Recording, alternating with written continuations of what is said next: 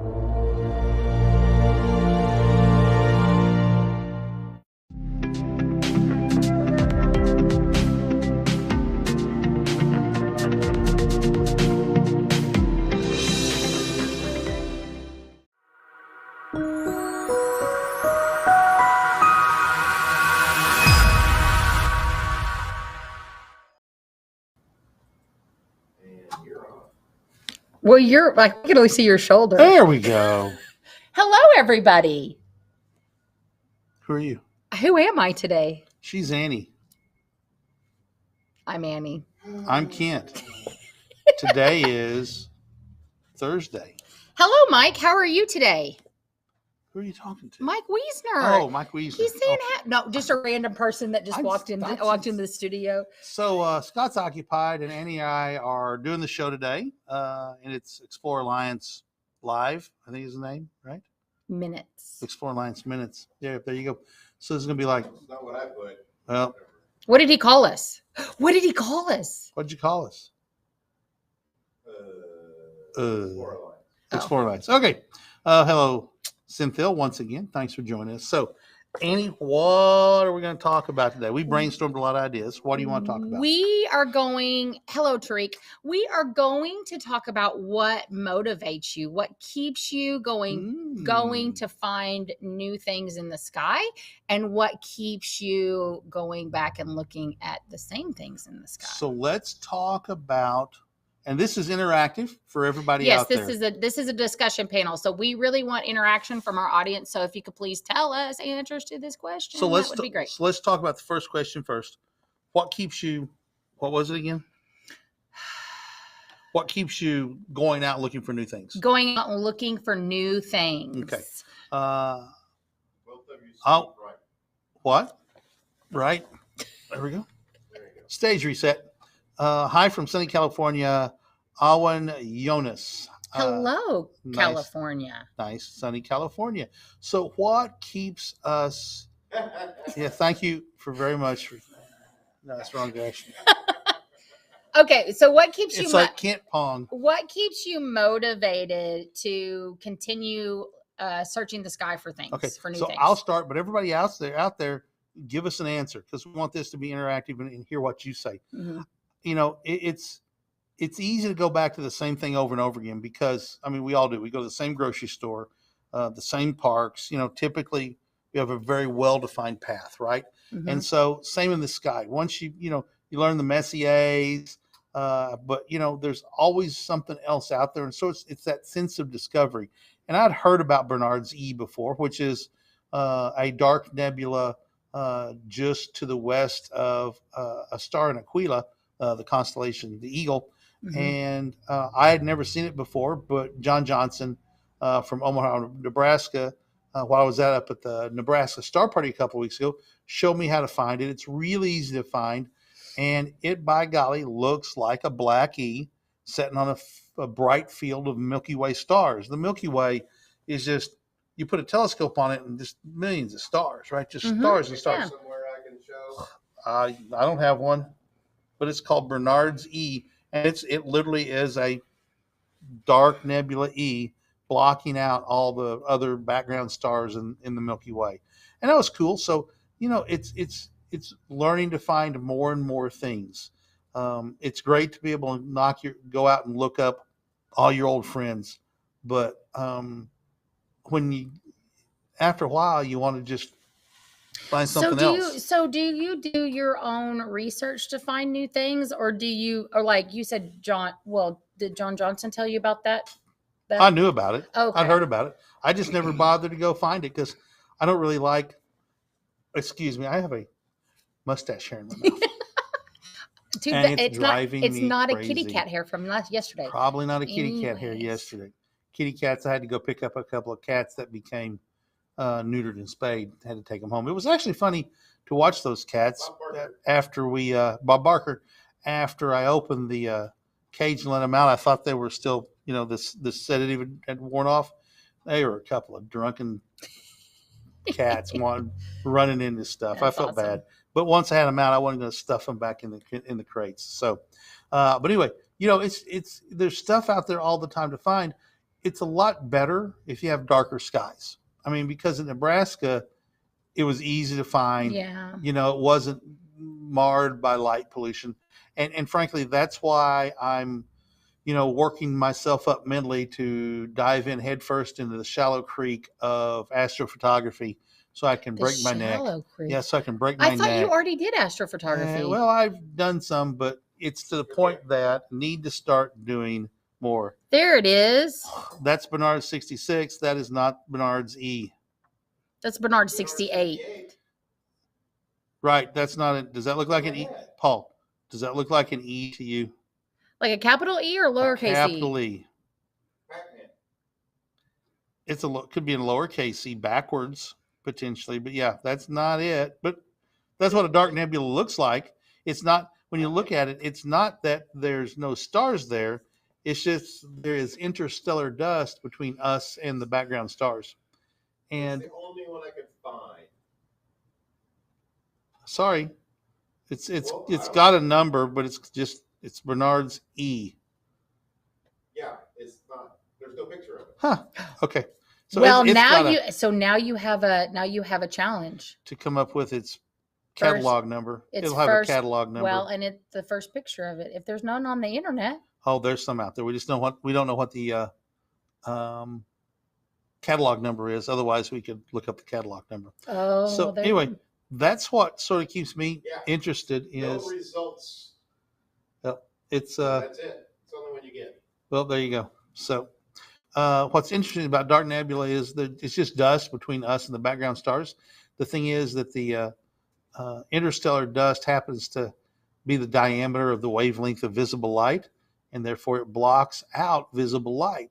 But it doesn't block out infrared. That's why the James Webb Space Telescope can see through those dark nebulas and see what's behind them. That's cool, right? Because the wavelengths of infrared light are such that the interstellar dust doesn't interfere with them. Mm-hmm. But the grains of interstellar dust are effectively the same size as a whole as visible light, mm-hmm. which is what we see mm-hmm. when we take pictures. Right? So what is that drive that keeps you going from like new thing to new thing, but now you're wanting to get more into astrophotography? So what is it like is for you in particular? What is it? What is the drive? What is the motivation? It's a challenge. That's why I call it a going head first into a shallow creek. You're going to break your neck. Mm-hmm. There's a challenge to it. It's not, and I fully understand it. It's not. Many people get into astrophotography because they think you just click, you take a picture with your camera, your smartphone, and you get this image, right? Mm-hmm. You saw the images I processed, and I'm going to try tomorrow and stack those two images up, or process a couple, mm-hmm. and we'll work on stacking those and see if I can show those and focus on astrophotography to show you what the two pictures look like, and then stack them together to see what happens. See what happens. To show what that stacking does of just two pictures. If we have time, maybe do 6 or 8, but just haven't had time to figure out how to do the manipulation where you can apply a manipulation to a whole set of pictures the same way. You got to figure that out. There's lots of technical things to figure out. I like technical challenges. My dad would bring things home and we'd take them apart, and I was sort of a tinkerer with that and enjoyed that. I enjoyed, the challenges that came with trying to figure out how to take a vacuum cleaner apart, for instance. So Mike Wiesner, you're out there. Mike Wiesner has Cassiopeia Observatory in Oracle, Arizona, and he views nearly every night. Mike Wiesner said Bernard 142 and 143, Paul. Bernard 142 and 143. Thank you, Mike Wiesner, for finding that in the catalog. Mike, what keeps you going? You've been doing this for a long time. You file publicly out on the internet and post on your favorite social media platforms, basically a list of everything you did last night in your observatory, including who the visitors were and conditions and all sorts of things you saw. What keeps you doing that? And I know there's other people out there viewing right now. Answer that question for us. What keeps you going on the quest to find doesn't have any images of those. More things?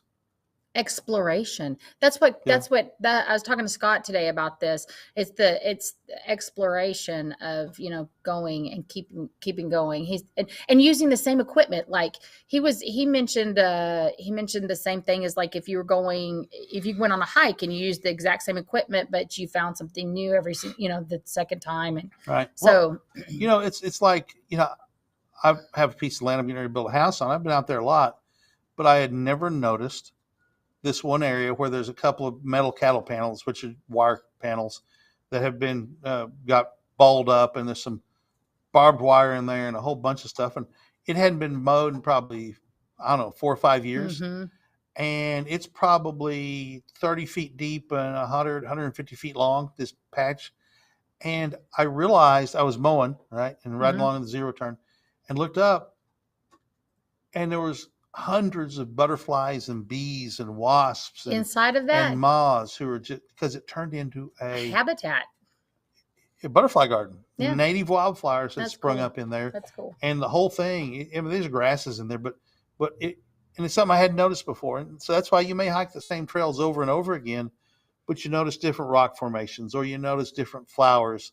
And so it's kind of the thrill of seeing something different. Yeah, finding something new. Finding something new to look at. And then mastering the ability to go back to it and find it again without using GoTo. Because I have only started using GoTo just since I started working here. Really? Yeah, never used GoTo. Had to use Finder charts. That's what, if you want to learn the sky, that's the way you do it. I tell people, get a planisphere. I mean, literally at our club meeting a couple of weeks ago, Sugar Creek Astronomical Society, a couple of weeks ago, there were some people there and they said, we just don't know anything. I said, get a planisphere and find the constellation that you know, like the Big Dipper. Most people can find the Big Dipper. And look at it and say, okay, there's the Big Dipper. And then look at the next door neighbor constellations all around it. And just try and memorize those constellations that are around it. Some of them are small, some of them are dim. You won't be able to see them if you have light polluted skies. But find the constellations you can find and memorize those over 3 or 4 nights. And when you get that done, move over to the next block. Okay, here's Perseus. Let's move over to Cassiopeia, whatever. And you can work your way across the sky. And just like you're trying to memorize a map of your town or your neighborhood, you can memorize blocks or areas of the constellations. And so you just keep building that knowledge. You do around the North Pole, for the first week, every 3 or 4 nights, but you got to dedicate yourself to it. Yeah. And, I even struggle with some constellations, the minor constellations I'm not good at. Have the ones I can find. And if you're really into stories, the Greek mythology is always, or the Native American creation stories and constellation stories. It's interesting to see how the Greeks and Romans and the Persians and the Native American cultures. I have a book. It's about the the Navajo star stories, and just a fascinating read about how they saw the night sky. Because you got to remember, only in the past really 100 years, 150 years really, the Industrial Revolution, everybody knew the night sky. The night sky was an integral part of everyone's life because you could look up and see the unlight polluted sky, and it was spectacular. And now that's not the case anymore. 80% of the people in the United States can't, and the world for that matter, can't see the Milky Way. And so we're losing that disconnect to something that literally has played an integral part of the human development, the human story, and it's just gone. It's still up there, but there's multiple generations of people who lives in places like New York City who the only time they've seen the Milky Way, sir? Hear what's up on the screen. What's the question? What is it? James Webb. That's James Webb. Yeah, before it left Earth orbit. Yeah, but it hadn't unfolded or anything. So, that's sort of the thing is the only time that they have seen the Milky Way is when there was like a region-wide electric outage, and literally people called 911 and want to know if they needed to take cover or shelter in place because of the giant gas cloud in the sky. They interpret it as a gas cloud. It was simply the Milky Way, but they had no reference point of what it was. And that's sad. So Mike Wiesner says, I still get excited when I walk out to my observatory for a night of viewing. So what is it that you get excited about? Like, what is it? What are you looking forward to? What is it that you're wanting to get out of the experience of every time you go out to your observatory? Right. That's kind of what we're hey Beatrice. Hey Beatrice. That's kind of what we're trying to talk about a little bit today about your motivation and your desire, because it's really interesting because I'm learning this I'm learning. This is participatory. Yes, we want please. Answers we want answers from the audience.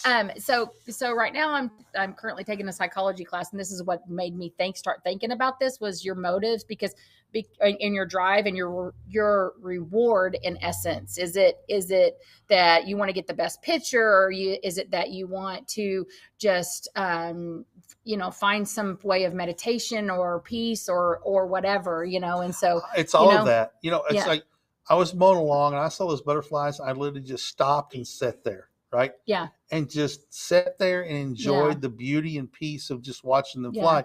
Took some pictures, made some laps. Hey, Paul. I have a surprise for you. I see Mike Wiesner coming in. We can't hear him though. We won't be able to hear him, Paul. Paul, we can't hear him. Hang on. Well, He's got Marvin the Martian. now you can hear it. I love it. And we're going to have echo, Paul. Okay, let me go get my earphones real quick. I'll get one ear and you get the other ear. Okay. Turn that computer down. It's not coming through the computer. Okay. Not coming through my microphone. Okay, it's off. So do I need to talk?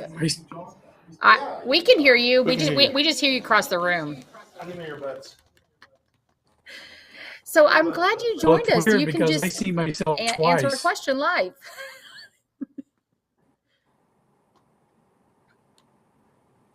I have a live version of me and then a delayed version of me on the same browser window. Oh, that's weird. Or do you have the YouTube up? Is that why? No, I just closed that. So There's a turn off your own view for the cameras at the bottom of the row. I can't hear Paul. Can you repeat that for me? Hey, Mike, if you look at the bottom, there's a square, and that's where your camera is, and if you click that, it'll put a line through it, and That was the camera. So yeah, Wait, they go both went back. away. That's the camera. It's like a preview screen or something. It looks like a Yeah, rectangle. something. I can move that Right? preview screen around. It's fine. Look, Sentinel saying hello. What are we doing? I love this. Okay, so can you? Hopefully, you can hear me. So Mike, tell us what gives you that. What do you get about that for every time you go Right here. out? For every time you go out for every time you go out into to observing and stuff, what is it that makes you what do you get excited about? Well, let's kind of go back to the beginning when I was a little kid. It was new to me. There were new sights to see, whether I was looking with my naked eye or pair of binoculars or eventually a telescope when I was a teenager. So everything that I did was new and exciting and unusual. Everything looked different to me. It was really cool to see planets, that I'd seen pictures of on TV or in the movies, or looking at nebulae and galaxies. There were all these hundreds to thousands to millions of light years away. So that was just an exciting, I'm part of this universe thing. Well, then as I got older, I had seen a lot, like you mentioned earlier. There were all these old familiar objects that I kept coming back to. It was just always exciting to see them. But then, of course, as I got better telescopes, I started looking for fainter objects, further away objects. And that became exciting because now I'm seeing new things. I'd go out to the observatory, and a few nights I might look at things I had never seen before, or take a tour of deep sky objects in a particular constellation. And if you do that, you're going to find things you've never seen before.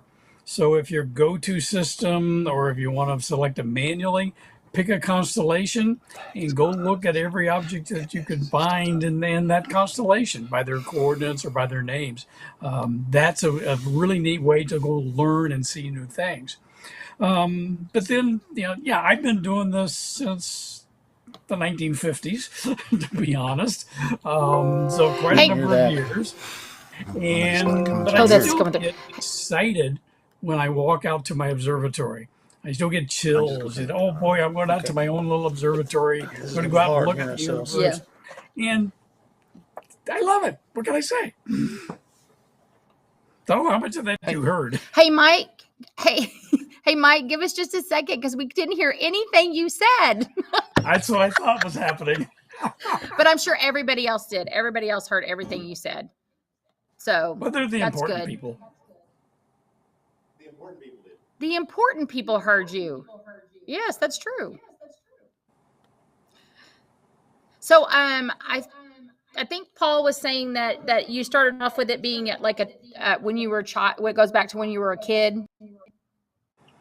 Right. Yeah. Back in the 1950s, when I was 6 years old, one of my older brothers took me out in the backyard and showed me the stars and the planets just by pointing up in the sky. And he pointed out the constellation of Cassiopeia observatory. He pointed out the constellation of Cassiopeia, which is now the name of my observatory, because it makes an M or a W with its stars. So that's how I sort of came in love with the constellation of Cassiopeia. So I started looking at things with binoculars and naked eye, and then eventually a telescope when I was a teenager, looking at new things, looking at faint things, looking at things I had never seen before. And so there was just so much to go see and enjoy, things that were close, things that were very far away. So it just really became, a part of my love of the night sky. As the years and decades went along, I got bigger, better telescopes. I could see fainter, further objects. And I still just enjoy walking out to my observatory at night and saying, hey, I'm going to go look at something new tonight. So how much of a walk is that, Mike? 20 feet or 40 feet? 120. And so how many rattlesnakes do you have between there and your door? I have seen a few rattlesnakes walking out there, and javelina and bobcats and coyotes.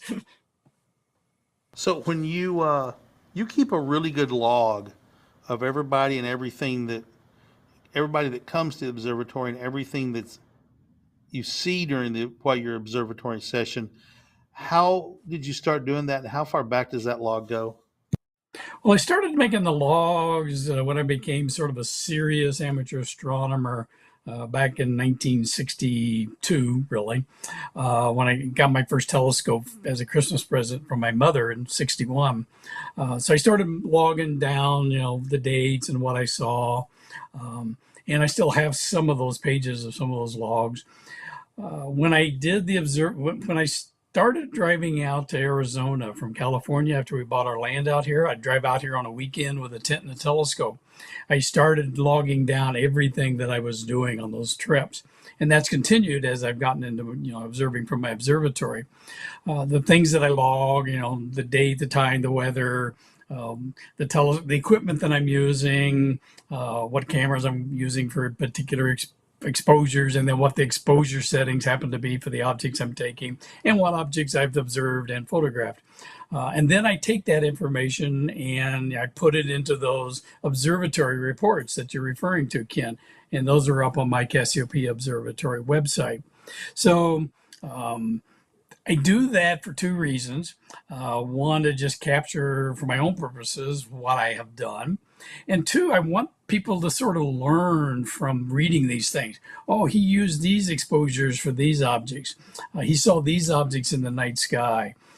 He did this or he did that. I can do that too. And why wouldn't I go do those kinds of things? Go look at those objects. Go try to see this faint asteroid. Go try to see this faint, dark nebula object like you were talking about, the Bernard E, which I photographed as well. So I use that as sort of a teaching tool for everybody. And I've gotten feedback from people who say, yeah, it's absolutely what I wanted to see. Because I was struggling to try to get this image of this object, or I was struggling to find this object and didn't know what it looked like. And the fact that you saw it means that I could see it as well. So it's a training tool. I love how you turn that log into like an educational tool to be used for other people, because that's how we find things. That's how we learn from everybody else's experiences. And so it's really neat that you came up with that idea. I'm assuming at a very young age, because you said you started in 61. And so are you 4? 2. He was a newborn baby. He came out holding the telescope. What are you talking about? Golly. No, but I mean, that's really neat that you had. It's really neat that you had that idea to do that, and then to use that as an educational tool for other people as time's gone on. Yeah, all of us in amateur astronomy reach out to other people through, various avenues, whether they're, star parties or sidewalk astronomy or being on shows like this. We all do that, so it's not unique to me. Okay, so Mike Overacker had a comment that popped up. Let's see if we can get it back up. He had an interesting observation. He says, I've observed thousands of nighttime objects. I have seen a lot of the objects.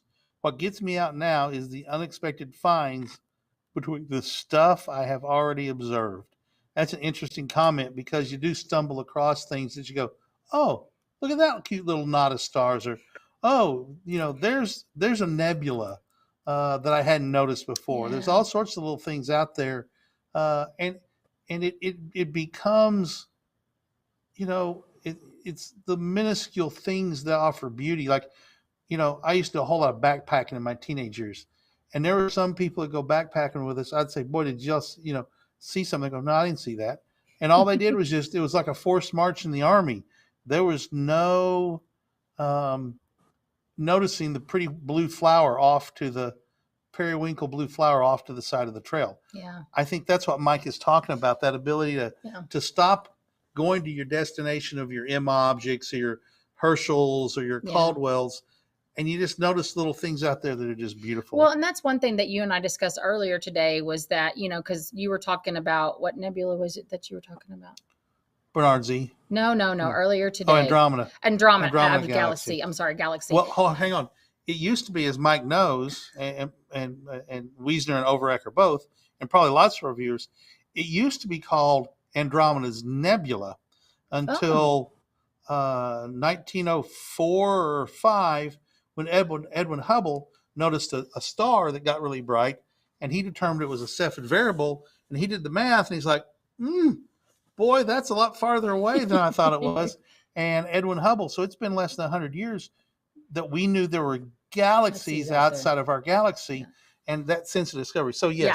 So it was really neat, because we were talking about, because I asked Kent when we were talking about this topic earlier today, I asked him, said, well, do you always find something different? And he said, it depends on what you're using. And it depends on what you're using, and where you are. Yeah. I was up at the Nebraska Star Party. And one other point that I'll make about that is, you're looking through your eyepiece, and it's your object, even if it's a Messier object or an NGC object that's a bright galaxy or a bright nebula.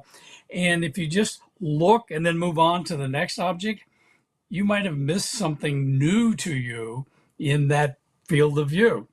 And so if you start studying what's in the eyepiece, not the object that you're looking at, but what else might happen to be in that field of view, you might see another faint fuzzy off to the side and say, geez, what is that object over there? So you go to your catalogs or your star charts or your planetarium program, and you bring up the object you're looking at and say, okay, what else is around this field of view? Oh, that's a galaxy that's 200 million light years away.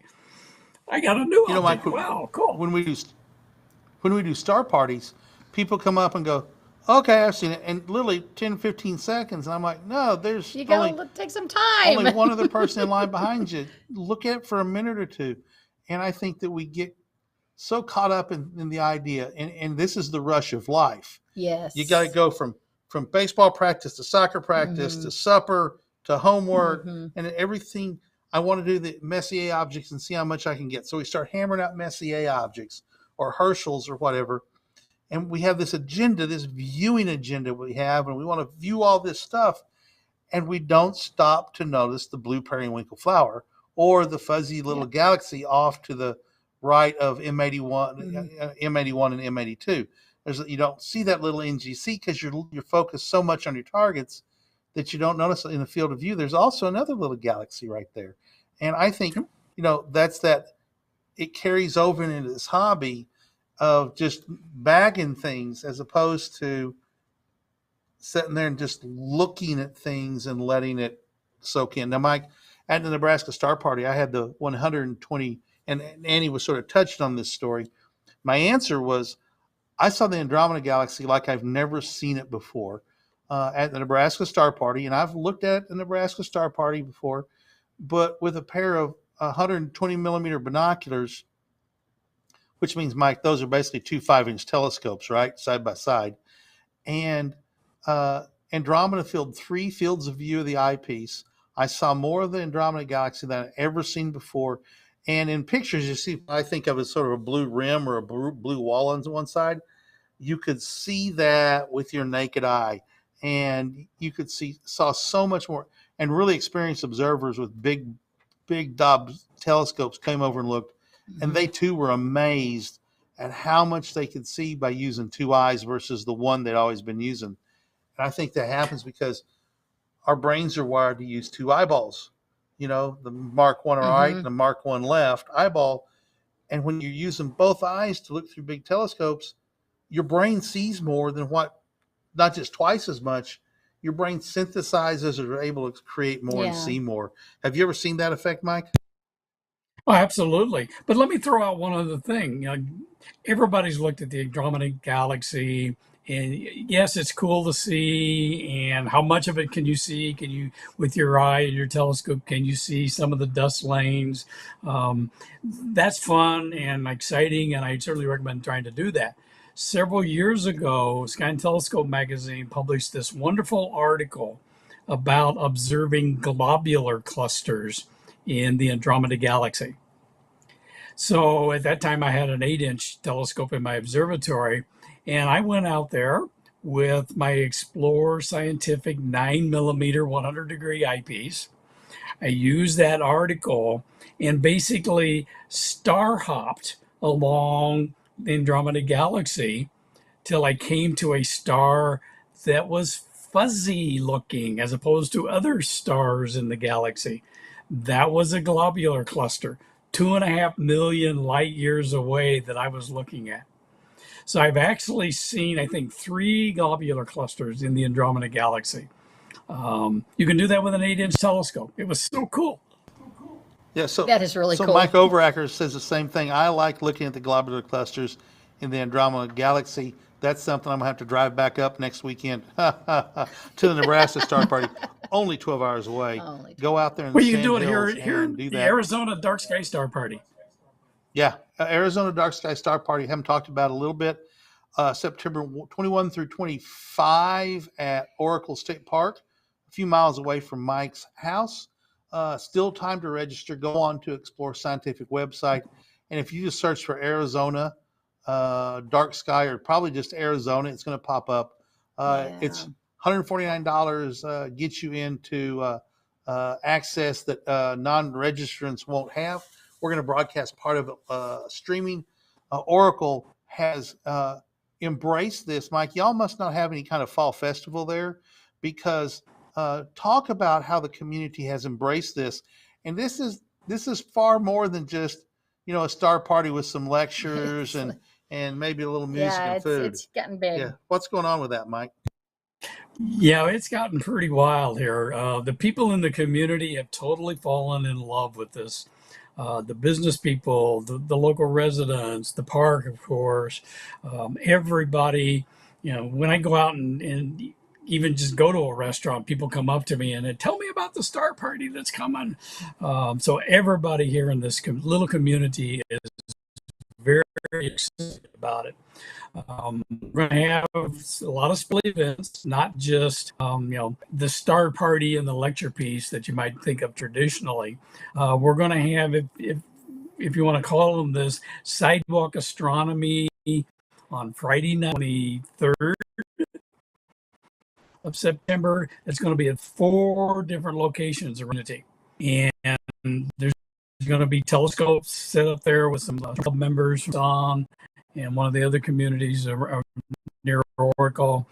Member star parties all the time up here at the Oracle State Park, but they're also going to be supporting these 4 locations. These are restaurants, so you can go there and have dinner and then step out after sunset and go look through some telescopes and see some pretty cool stuff. So that's on the Friday night. The Thursday is the day, all day long, of all these special lectures and workshops. And then Saturday is the big day out at the park. Going on International Park all day long, ending with the star party then. And all of these events are going to be music by local bands. These are not rock bands typically. So you may hear some kind of local music. You may hear some cultural music. Just some really neat things that are going on. I suggest that everybody go take a look at the Explore Scientific webpage for the Dark Sky Star Party. It was updated this morning. Scott has a few more things to add, but it's pretty near final. So if you haven't registered, because you're waiting to see who all the speakers were, go up and take a look at the current version of the webpage updated this. So if you're not within driving distance, it's real easy. You know, you can fly into Tucson or Phoenix and drive. It's an easy drive. It's an hour north of Tucson, Mike. You know, right. There's still plenty of time to get registered and have a spur of the moment September trip. You know, today is a bird watching show I do on Amazon Live earlier and broadcast on social media. You know, migration season is going to be in full swing. We're going to be doing some birding. I'm bringing some spotting scopes and binoculars, and we're going to be taking some pictures, trying to see how many. I plan on bagging. My goal is to get 20 new species. Now, I don't know if I'm going to do that or not, but my goal is to try and get 20 new species of birds that I have on my life list I started back late last year. So that may There's be. also going to be some thermal stuff going to be be happening. Scouts is going to be there. We have a really neat thermal imager. That thing is so cool, and whoever's there is going to be able to participate in that and use it. So Mike, I think the plan is to set up over the watering hole, and at night, and observe the critters and wee beasties that come to the watering hole at night to see what's going on. And this thing is way cool. If you're standing behind a big tree, you can see your glow coming out from behind the big tree. So this is going to be real interesting to see what we see at night at the watering hole. So I'm glad you brought up the Dark Sky Star Party. It's going to be a great time. Plenty of time to get there. You know, if you ask nice, Mike Wiesner might give you a tour of the Cassiopeia Observatory. It's pretty cool. There's pictures of it out there on the website with the dome open and some red lights. It's really cool and interesting to read Mike's logs from the night before the post in the mornings about who was there and what they saw. And Mike is really into taking smartphone photos as well. Talk about that a little bit, because everybody wants to take pictures with their smartphone. It's not hard to do, but like anything else, you got to understand the technology of it, right? Real quick, Mike Overacker, are the water restrictions in Arizona going to affect the Star Party? Mike, I just yet. You can answer that. Yeah, not yet. Certainly, there's some new because of Colorado River kind of getting very low because of all the several years of drought. There are some restrictions going in for for all of Arizona, but it's really going to impact the major metropolitan areas, Phoenix in particular. And in fact, one of the communities up in the Phoenix area has already notified businesses and residents, cut your usage by 5% now. So, it's a real serious concern, obviously. But here in Oracle, not yet. Nothing has come out and said, cut your usage. So we'll see. But nothing in effect yet. And where does your water come from? Wells? Well, we get water. There are people here with wells. We don't we'll call city water, even though this is not a city per se. There's actually a big water tank here in Oracle that supplies the community with this water that is piped to various homes and business in the community. That's, water, rain fed, but it's also fed by the rivers. There's some water that gets pumped up here, I guess, from the rivers. So the rivers here in Arizona are kind of important, obviously. You'll see a river valley, the San Pedro River Valley from Oracle State Park. That's a migratory path for wildlife, birds, animals. You'll see where that river valley is between Oracle State Park and the mountains that are 100 miles to the east of the park. So when you're out there at the park, you can look across that valley. People do have wells, but fortunately where we are, we have city water. So I have looked at aerial photographs of Oracle, just sort of getting the lay of the land in my mind, where the roads are versus the city and the park. And I do scouting basically using, Google Earth or Google, I can attest to this very much. He was looking at my drive home the other day. Yeah, we're talking about her drive home and talking about different ways to go. It's a great resource, but if I'm going somewhere, I want to look it up and check out what's going on there. What to get a better idea of how things fit together. And I can say that it didn't look like there was anybody who had a beautiful green lawn like you equate, like Las Vegas used to have when water was plentiful. Everybody had a green lawn, and everything looks pretty, native plants and things like that. Which is, the way to go, because the desert plants are theoretically used to the drought. But if this gets to be a mega drought, then, all bets are off on whole lots of stuff. And, I wonder, if this keeps going, what's Las Vegas going to look like in 10 years? Because, it's scary. Is that a concern people talk about there, Mike? It hasn't yet risen up to a level of concern. It's awareness that's happening. But then people step back and say, geez, last night I got 1.5 inches from the monsoon storm where I live here in Oracle. And this weekend, the National Weather Service is forecasting inches, 4 or 5, maybe 6 inches of rain here in this part of Arizona from our monsoon storms. This monsoon season, if you go up on my website and you go look at my reports, I haven't been out in my observatory since the middle of June, except 3 nights, because this monsoon season has just hung on and hung on and hung on. Monsoon season here runs from the 15th of June to the end of September. It kicked off almost right away, mid-June, with cloudy nights, and then started picking up rain. And as we've now gotten into the second half of the monsoon season, very heavy rains. I'm a National Weather Service spotter. One night last week, I got a 1/2 inch of rain in 10 minutes. That's, rainfall rate of 3 inches an hour. I called it into the Tucson Weather Service office, and about 5 minutes later, my phone started going off with the emergency alerts about a flood warning for Oracle. So Mike caused that. Mike caused that flood warning. Right. Hey, Mike, we're going to go ahead and hang up with you.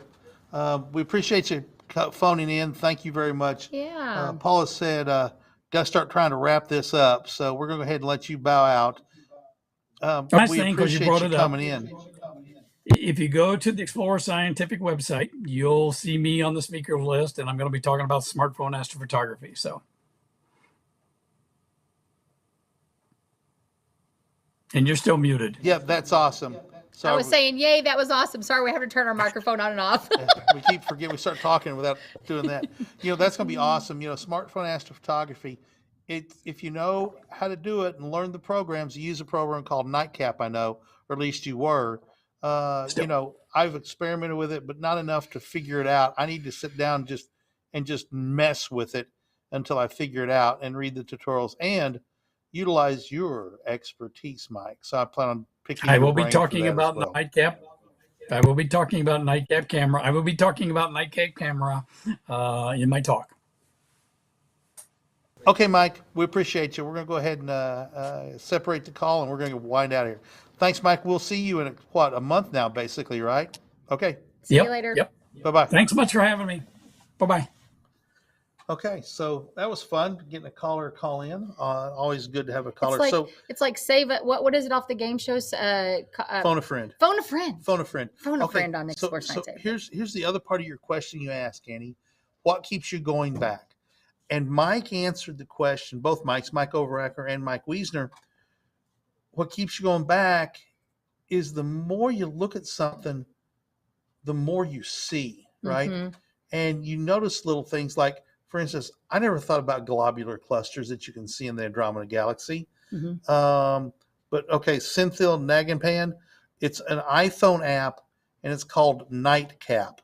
Like, I think it means night capture, but it's night CAP, I believe is what it is. But Nightcap, NIGHT CAP. It's a Apple iPhone app. So, like the globular clusters, I would have never even thought about it, but the Milky Way is full of globular clusters. Mm-hmm.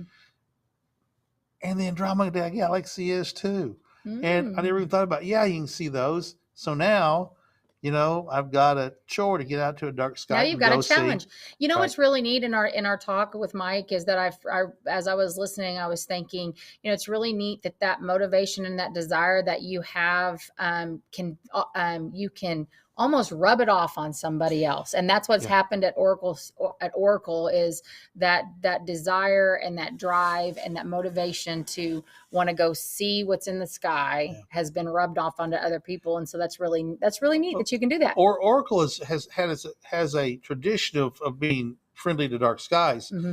But, we did this Arizona Dark Sky Star Party last year at Karchner Cavern and moved for some scheduling conflicts to Oracle. Mm-hmm. And Mike recruited, said, hey, come up here, and we did, and the community found out about it, and it's now the Arizona Dark Sky Star Party and Cultural Festival.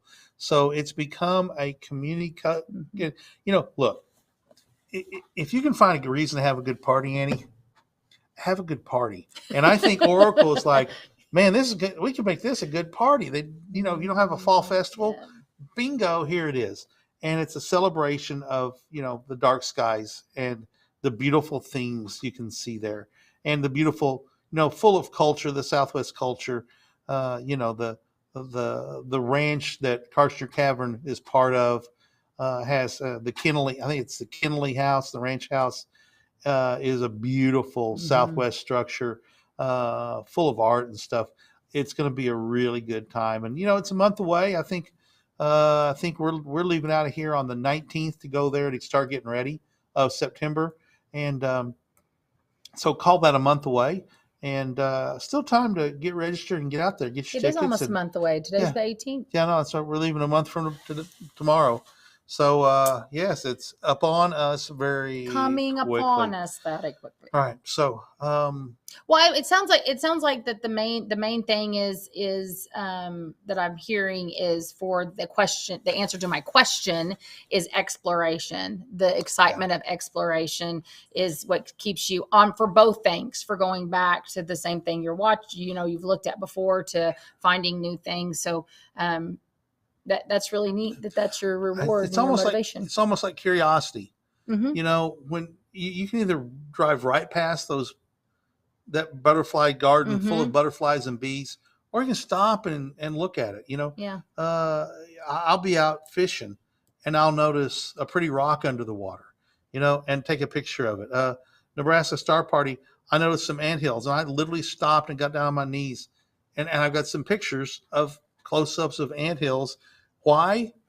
It's just cool, right? Yeah. And it's just, I think it's that connection with nature in a really small way, and then through the eyepiece in a really, really big way. Yeah. I think for me, that's maybe what it is, and it's just, there's stuff out there that I just find tremendous beauty in. Yeah. And fascination about how the science works, how it was all created.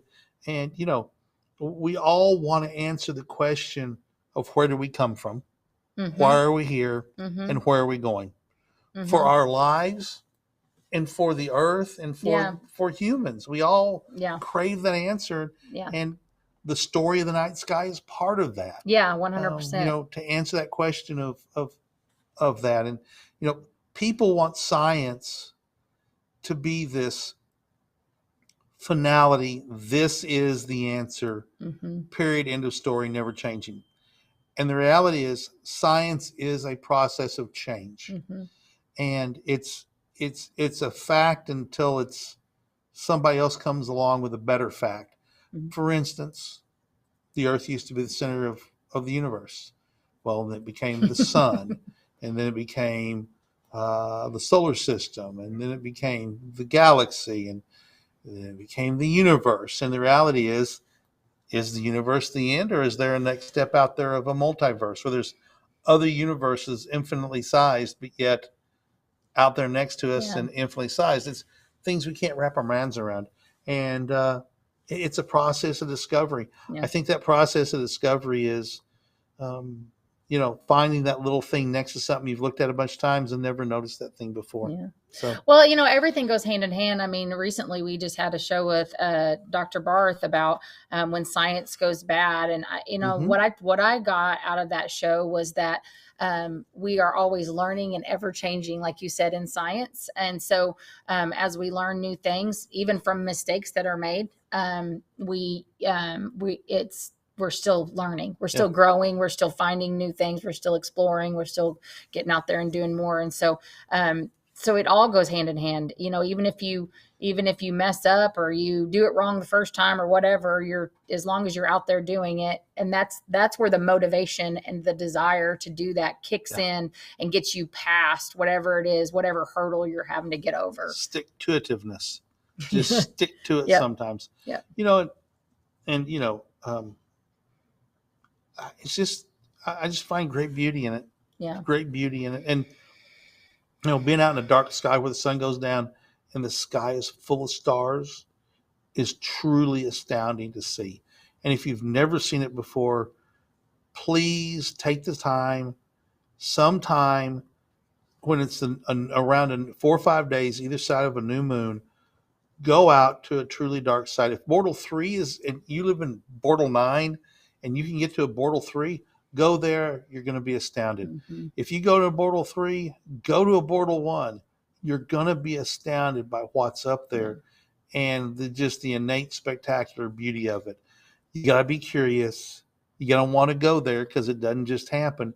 But I know people that'll drive across the Midwest and never pull over at night on a deserted, you know, exit and drive half a mile and just park, turn the car lights out, lean up against the hood and look at the stars. That's what Clint Branham, a friend of mine, and I did on the way up to the eclipse. We went to Casper, Wyoming. It was late at night. It's probably midnight. And we knew we were coming up into Casper. We found a site, an exit that didn't have any gas stations. We literally pulled over and just looked up at the sky and just enjoyed it. Mike Overacker, look through the ES 20-inch Dob. The views are amazing. Yes, Mike, the views are truly amazing through a 20-inch Explorer Scientific Dobsonian telescope. You know, it's a mirror that's that big, 20 inches, and massive amount of light getting squished down to a light cone that's the diameter of your eyeball or smaller.